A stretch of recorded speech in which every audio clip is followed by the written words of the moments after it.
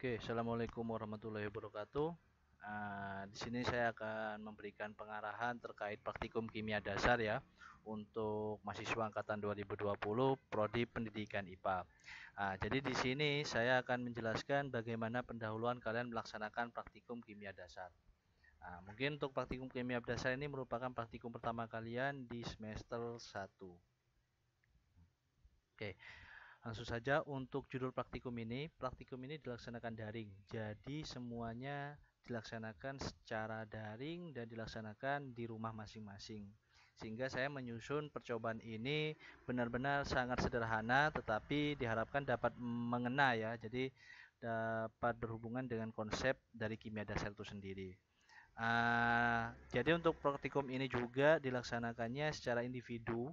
Jadi tidak akan berkelompok tetapi secara individu. Nah, di sini ada 4 judul. Jadi judul 1, 2, 3 dan 4.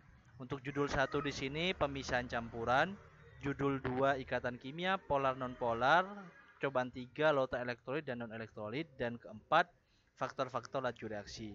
Jadi untuk percobaan 1, 2, 3, 4 ini akan dilaksanakan di semester 1 ini.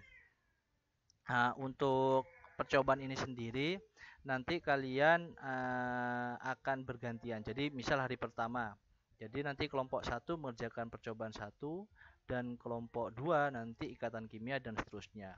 Nanti untuk hari kedua baru kelompok 1 akan mengerjakan percobaan 2. Jadi nanti dalam satu hari 4 percobaan ini akan terlaksana. Untuk pelaksanaan praktikum sendiri, di sini praktikum ya banyak mahasiswa yang WA ke saya, kapan dimulai? Maka praktikum ini dimulai minggu kelima dalam perkuliahan. Ya, minggu kelima dalam perkuliahan. Mungkin video ini akan saya upload di minggu ketiga perkuliahan. Terus untuk kegiatannya, mahasiswa mengerjakan apa saja selama praktikum? Ini 3 hal ya. Di sini untuk tiga hal ini akan dibantu oleh asprak, jadi asisten praktikum. Jadi dalam praktikum itu akan ada mahasiswa senior kalian yang akan membantu saya dalam melaksanakan praktikum ini. Yang pertama yaitu pralab. Pralab itu untuk melaksanakan sebelum kalian melaksanakan praktikum. Jadi untuk pralab ini yang menentukan apakah kalian pantas melaksanakan praktikum atau belum. Jadi nanti aspra akan menanyakan konsep dasar terus langkah-langkah. Jadi saya harapkan mahasiswa itu benar-benar paham langkah-langkah yang akan dilaksanakan sebelum praktikum. Kemudian kalau pralab itu udah di ACC oleh Asprak, maka kalian bisa melaksanakan praktikum. Jadi kalau misalnya pralab belum di ACC, maka kalian belum bisa melaksanakan praktikum. Kemudian dilanjutkan praktikum. Dari data praktikum nanti akan ada namanya data awal. Data awal ini nanti akan di cross check oleh Asprak. Jadi kalau misalnya nanti data awal kalian salah, maka kalian wajib praktikum ulang. Tapi kalau data awal kalian benar, maka kalian melanjutkan ke proses membuat laporan. Semua ini akan di-ACC oleh Asprak. Jadi di sini langkah-langkah dalam setiap judul.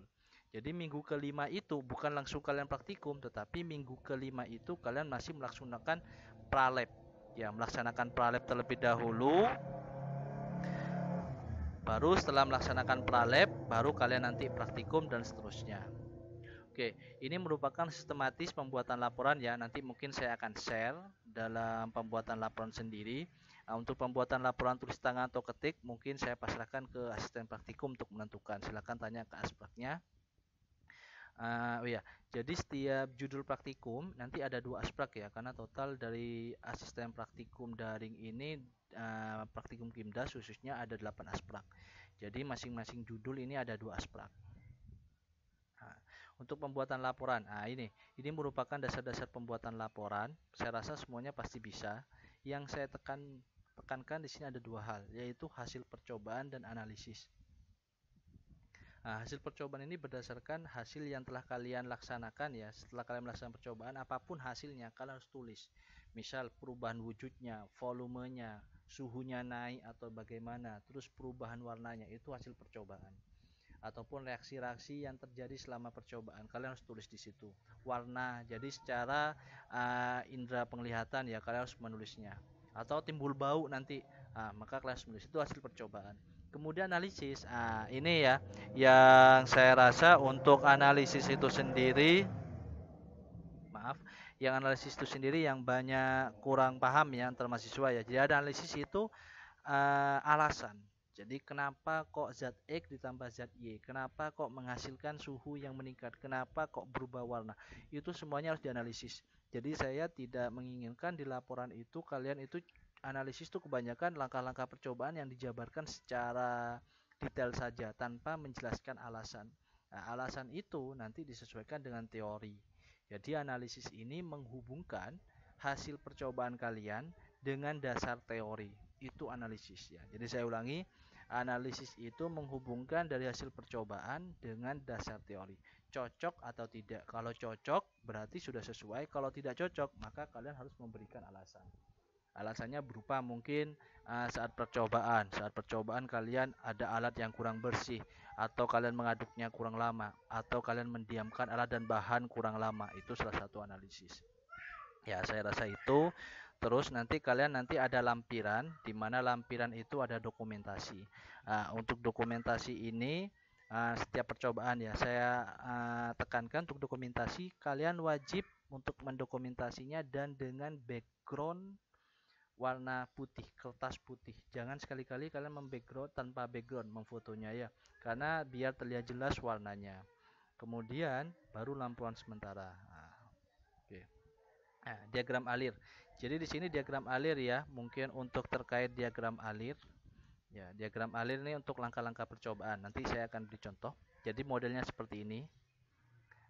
Jadi kalau misalnya nanti ada seperti ini, gula, misal kan nanti saya di modul tuh nulisnya secara penjabaran ya. Nanti kalian harus mengubahnya dengan diagram alir.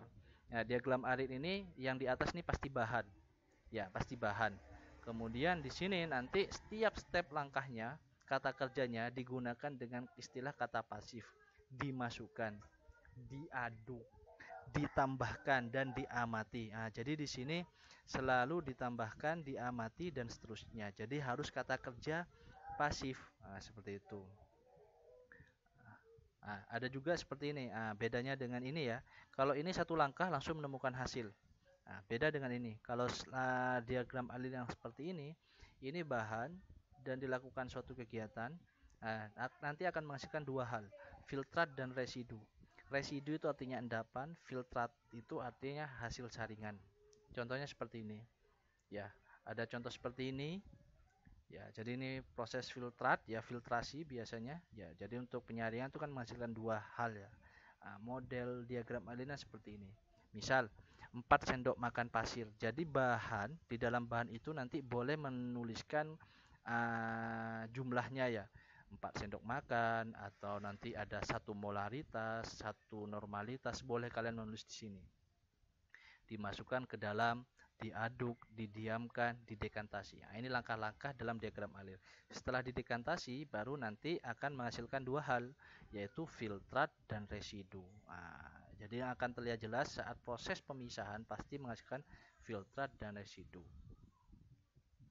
Oke, ini laporan sementara. Ini yang kalian gunakan saat kalian melaksanakan pralab. Jadi ini akan ditunjukkan ke asprak ya. Jadi judul praktikum, nama kelompok. Meskipun kalian nanti ada satu kelompok, tetap kalian membuatnya secara individu karena ini daring ya. Kalau misalnya beda nanti kalau kalian kerjakannya secara kelompok di offline ya, atau kalian kerjakan secara luring di kampus. Prosedur percobaannya berarti sesuai diagram alir. Dugaan atau reaksi berarti dugaan kalian apakah nanti ada endapan, apakah berubah warna atau seperti apa. Itu dugaan, dan ditulis juga reaksi jika ada reaksi.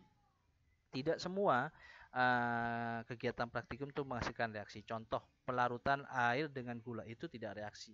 Itu proses pelarutan. Makanya saya nulisnya dugaan atau reaksi. Jadi wajib ditulis dugaan atau reaksi. Hasil percobaan ini dikosongkan dikosongkan saat kalian pralab. Jadi waktu pralab yang terisi cuma prosedur dengan dugaan ya, baru nanti hasil percobaan dan kesimpulan diisi setelah kalian praktikum. Saat kalian praktikum berarti di sini nanti ada hasil percobaan.